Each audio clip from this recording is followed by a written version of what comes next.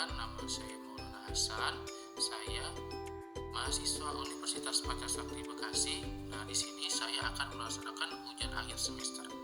Nah, di sini saya akan mencoba untuk menjelaskan tentang hukum arisan. Nama saya Maulana Hasan, NIM 187227005, Prodi Pendidikan Ekonomi, semester konversi.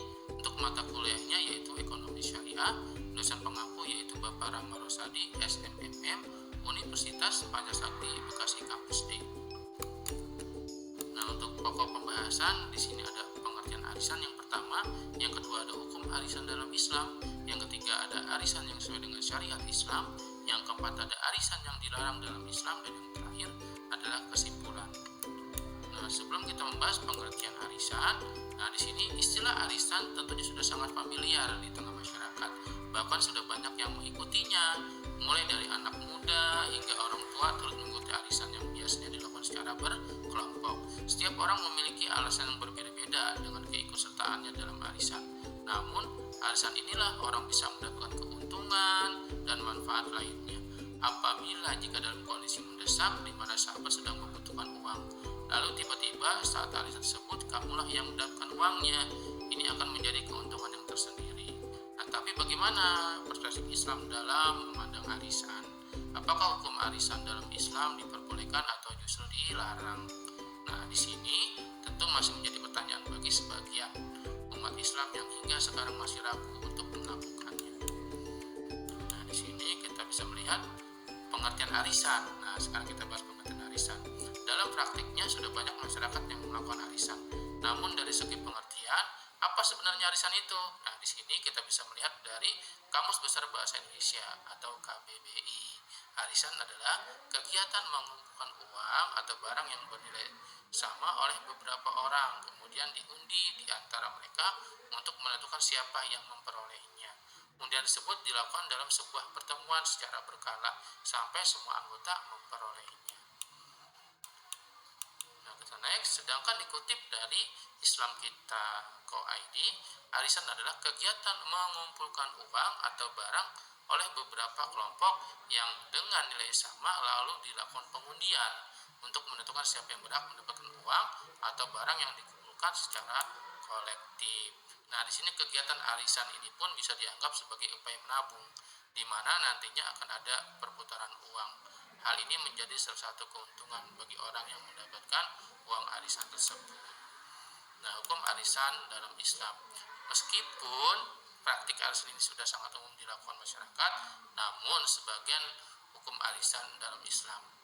Nah, bagaimana hukumnya? Nah, di sini melalui islamkita.co.id, pelaksanaan arisan ini memunculkan adanya perbedaan pendapat di kalangan ulama. Nah, kita bisa melihat di sini, menurut ulama Ibnu Taimiyah dalam kitab Majmu' al-Fatawa, hukum transaksi dan muamalah adalah boleh atau halal. Lalu menurut Syekh Ibnu Utsaimin dalam kitab Sahriyatus Sailin, hukum arisan dalam Islam diperbolehkan. Sedangkan, nah di sini sedangkan, jika ada yang berpandangan bahwa arisan ini adalah dengan memberi pinjaman dan mengambil manfaat atau riba, maka itu adalah salah. Karena dalam kegiatan arisan ini setiap orang akan mendapatkan bagiannya masing-masing secara bergiliran. Nah, sehingga bisa diketahui secara jelas bahwa hukum arisan dalam Islam adalah halal, asalkan tetap dilakukan berdasarkan syariat Islam, di mana uang tersebut dikumpulkan berdasarkan kesepakatan bersama. Nah, di sini masing-masing orang akan mendapatkan uang itu tanpa harus mengurangi ataupun melebihkan jumlahnya. Next. Nah, di sini arisan yang sesuai dengan syariat Islam. Setelah mengetahui hukum arisan dalam Islam, kini sahabat akan menjalani hal tersebut. Tidak perlu khawatir lagi, namun tetap harus diingat bahwa arisan boleh dilakukan asalkan mengikuti syariat Islam. Nah, berikut adalah arisan yang dibolehkan dalam Islam. Nah, di sini yang pertama adalah bersifat adil. Apa itu bersifat adil? Arisan tersebut boleh dilakukan asal sifatnya adil. Setiap orang yang mengikuti arisan tersebut memberikan dan mendapatkan bagiannya sesuai haknya masing-masing Dalam mendapatkan uang, arisan juga tidak dikurangi atau dilebihkan jumlahnya karena perbuatan tersebut dilarang oleh Allah Subhanahu wa taala. Nah, kita langsung yang kedua, memiliki niat yang baik. Segala sesuatu yang akan dilakukan harus diawali dengan niat yang baik, tidak terkecuali saat melakukan arisan. Sebagaimana firman Allah Subhanahu wa taala dalam surat Al-Maidah ayat 2 yang bunyinya sebagai berikut. Nah, di sini kita bisa melihat A'udzu billahi minasyaitonir rajim. Bismillahirrahmanirrahim. Wa ta'awanu 'alal birri wattaqwa wa la ta'awanu 'alal ismi wal udwani wattaqullah innallaha syadidul iqab. Shadaqallahul azim. Artinya, dan tolong menolonglah kamu dalam mengerjakan kebajikan dan takwa, dan jangan tolong menolong dalam berbuat dosa dan permusuhan. Bertakwalah kepada Allah, sungguh Allah sangat berat siksaannya.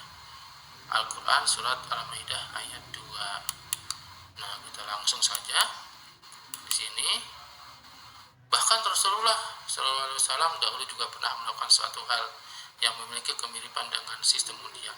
Hal ini pun dijelaskan dalam sebuah hadis riwayat Muslim yang artinya sebagai berikut. Rasulullah SAW apabila pergi, beliau mengadakan undian di antara istri-istrinya. Lalu jatuhlah undian itu pada Aisyah dan Hafsah, maka kami pun bersama beliau. Hadis riwayat Muslim nomor 4477.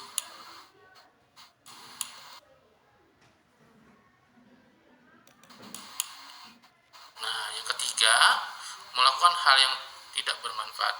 Di saat sedang melakukan arisan, maka janganlah melakukan hal yang tidak mendatangkan manfaat.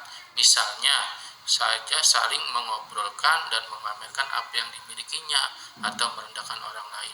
Saat berangkat arisan, maka niatkan diri untuk saling bertemu dan bersilaturahmi. Ada sebuah hadis yang menunjukkan tentang urusan yang tidak bermanfaat tersebut, yang artinya sebagai berikut. Ada 4 perkara yang termasuk sifatnya kaum jahiliyah yang mereka tidak akan meninggalkannya, yaitu berbangga-bangga dengan garis keturunan, mencela garis keturunan dalam hal ini yang lain, meminta hujan dengan perantara binatang-binatang, dan meratapi mayat. Hadis riwayat Muslim 1550. Nah, yang selanjutnya adalah arisan yang dilarang dalam Islam. Hukum arisan dalam Islam menjadi tidak diperbolehkan jika arisan dilakukan tidak sesuai dengan syariat. Arisan yang dilarang dalam Islam sebagaimana dikutip melalui Islam Kita Co.id adalah sebagai berikut. Kita lihat. Nah, barang haram. Kita bisa melihat. Nah, barang haram. Barang haram, udahlah pastilah tidak diperbolehkan karena di sini arisan dilarang oleh Islam, ada arisan barang haram. Hal ini jelas-jelas dilarang dalam agama Islam karena jika berupa barang haram maka umat Islam harus menghindarinya. Dengan begitu, hukum arisan dalam Islam diperbolehkan. Hal tersebut dilakukan sesuai dengan syariat Islam, di mana nantinya orang yang mengikuti arisan akan mendapatkan haknya masing-masing tanpa mengurangi atau melebihkan jumlahnya. Next, terlanjut berikutnya adalah arisan haji. Nah, di sini kita bisa melihat dalam sebuah hadis Rasulullah SAW bersabda, apabila berangkat seorang menunaikan haji dengan nafkah yang baik, maka waktu meletakkan kakinya pada kendaraan dan menyeru talbiyah, seorang dari langit mengundangnya. Engkau telah memenuhi panggilan dan engkau telah berbahagia, bekalmu halal dan perlengkapanmu halal. Hajimu termasuk mabrur. Hadis riwayat At-Tabarani. Dalam melanjutkan hadis tersebut, jika bekal dan perlengkapannya di dalam diri harta haram, maka hajinya tidak sah. Haji dari uang arisan masih menjadi perbincangan di kalangan ulama. Pada dasarnya, arisan masuk dalam kategori muamalah.